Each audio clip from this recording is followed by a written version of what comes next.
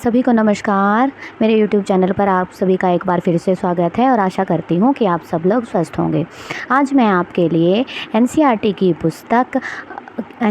पुस्तक अरो भाग 1 जो कि 11वीं की पुस्तक है से नमक का दारोगा जो कि प्रेमचंद जी द्वारा रचित है और मियां नसीरुद्दीन जो कि कृष्णा सोवती द्वारा रचित है के वस्तुनिष्ठ प्रश्न लेकर आई हूँ और आशा करती हूँ कि आपको मेरी क्लास अच्छी लगेगी। आपको मेरी क्लास यदि अच्छी लगे तो मेरा प्रोत्साहन बढ़ाने के लिए मेरे चैनल को लाइक करें, सब्सक्राइब करें और क्लास को कृपया पूरी ज़रूर देखें।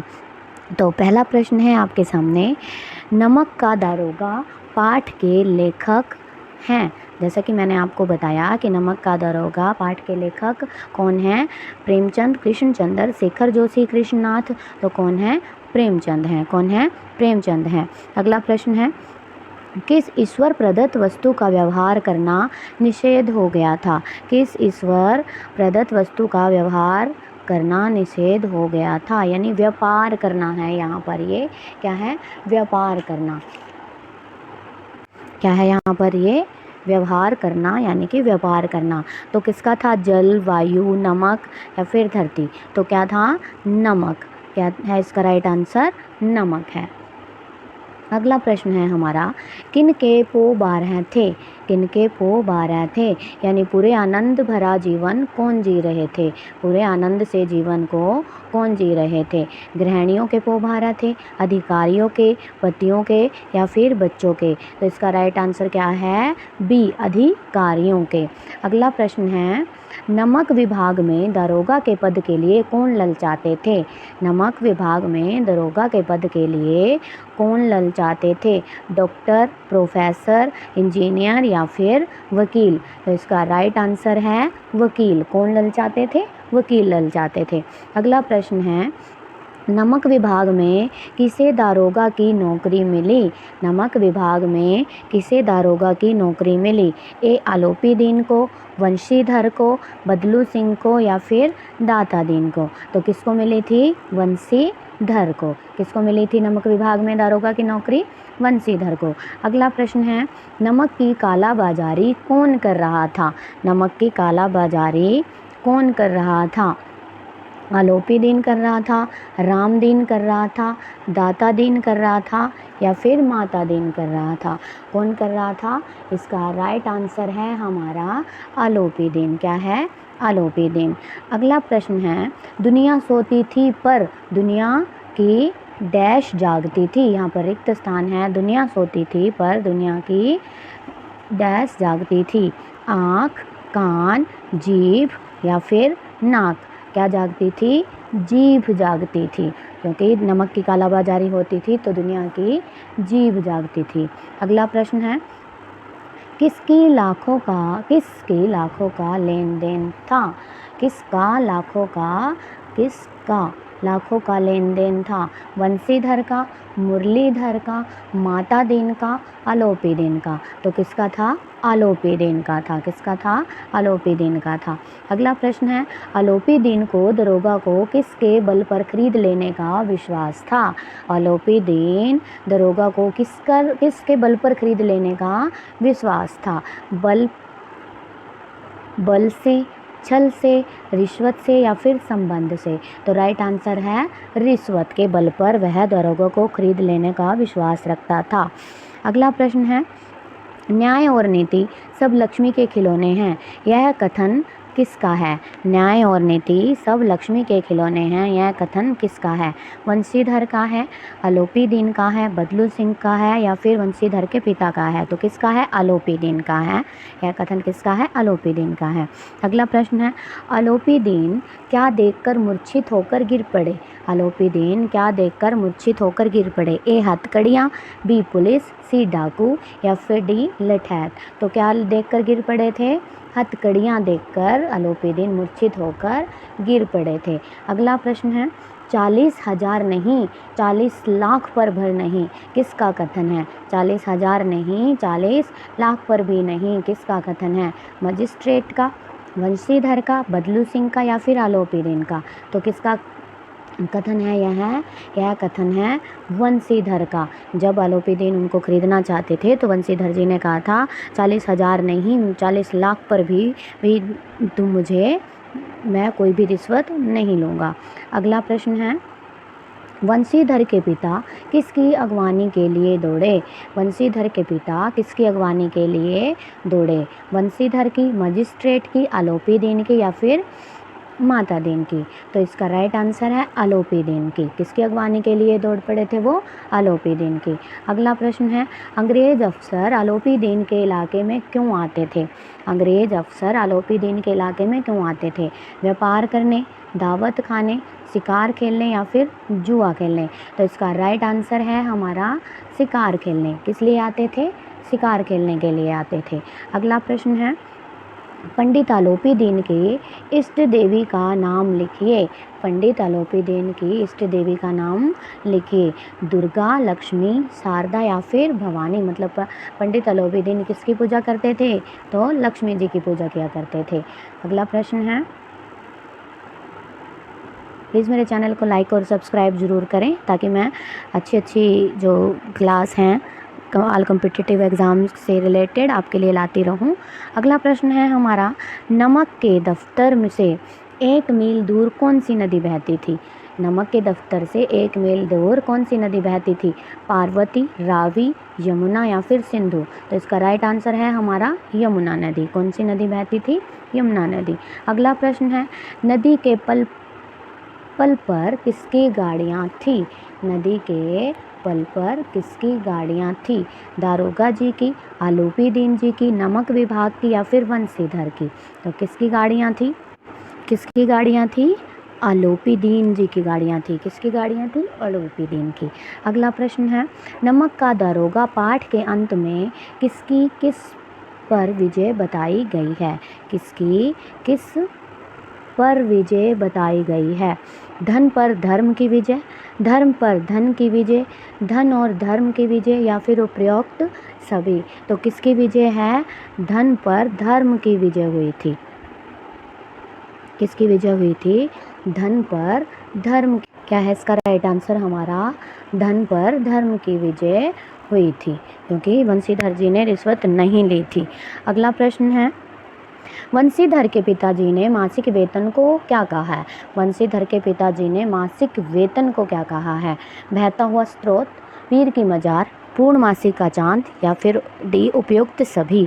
तो क्या कहा है उन्होंने? पूर्णमासी का चांद कहा है मासिक वेतन को। और पीर की मजार किसे कहा है? नौकरी को कहा है। किसे कहा है पीर की मजार? नौकरी को कहा है।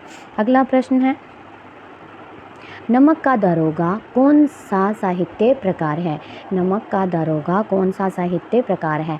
कहानी है, उपन्यास है, महाकाव्य है या फिर निबंध है? तो क्या है इसका राइट आंसर हमारा? कहानी है।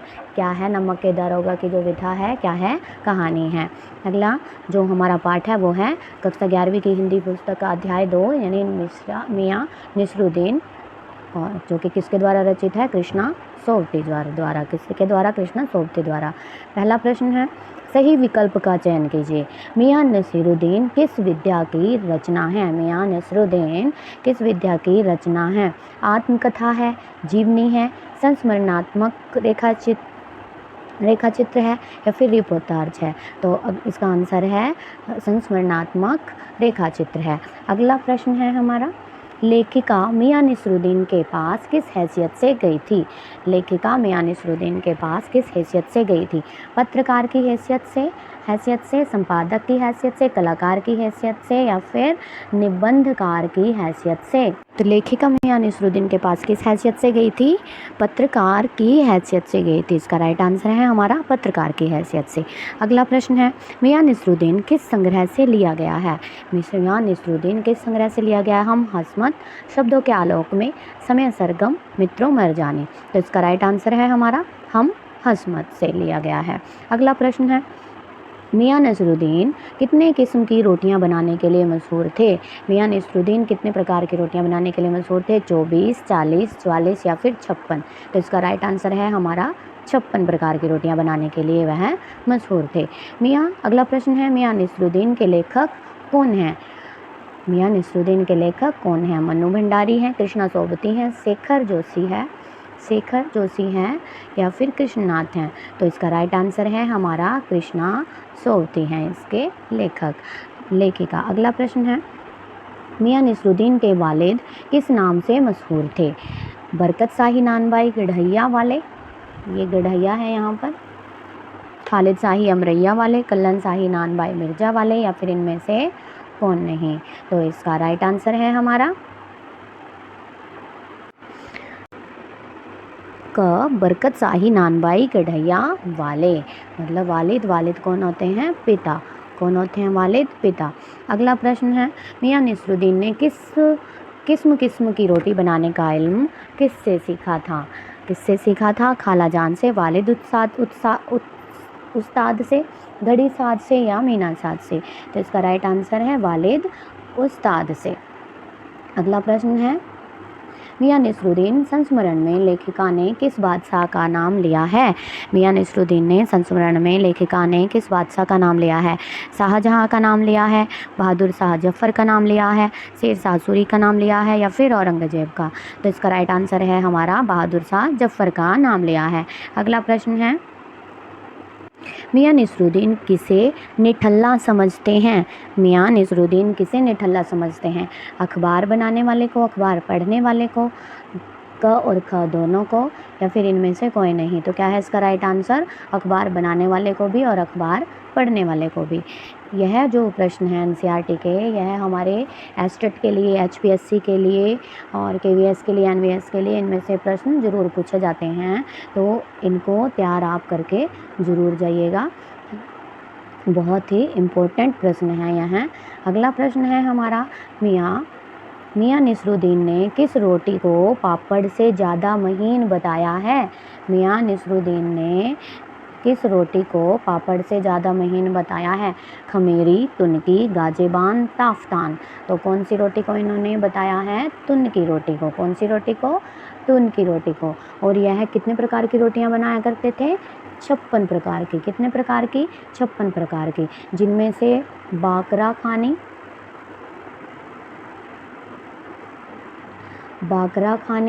शीरमाल, ताफ्तान, खमीरी यहाँ पर है, बेसनी, गाव,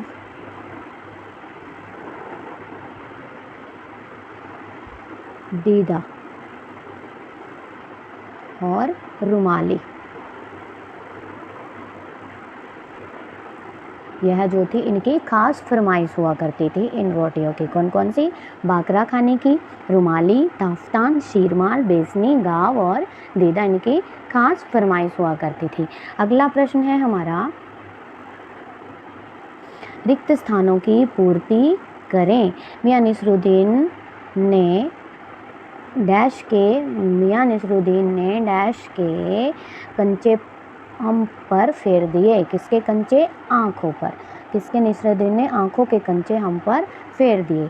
हमारे वालिद मशहूर थे मियाँ बरकत शाही नानबाई गढ़ैया। वालिद मशहूर थे मियाँ बरकत शाही नानबाई गढ़ैया वाले। क्या है ये? गढ़ैया वाले के नाम से। सत्य और असत्य की पहचान है। मियाँ नसरुद्दीन एक निबंध है, असत्य है। क्या है? यह एक संस्मरणात्मक रेखा चित्र है। क्या है? संस्मरणात्मक रेखा चित्र है। अगला प्रश्न है, मियाँ नसरुद्दीन एक खानदानी नानबाई थे। हाँ, यह सत्य है, वह खानदानी नानबाई थे। उनके वालिद से उनके पिता से उन्होंने यह जो नानबाई का काम सीखा था। तो आज के लिए इतना ही। आशा करती हूँ कि आपको यह मेरी क्लास पसंद आई होगी। अगर मेरी क्लास अच्छी लगे तो प्लीज़ मेरे चैनल को लाइक करें, सब्सक्राइब करें। धन्यवाद।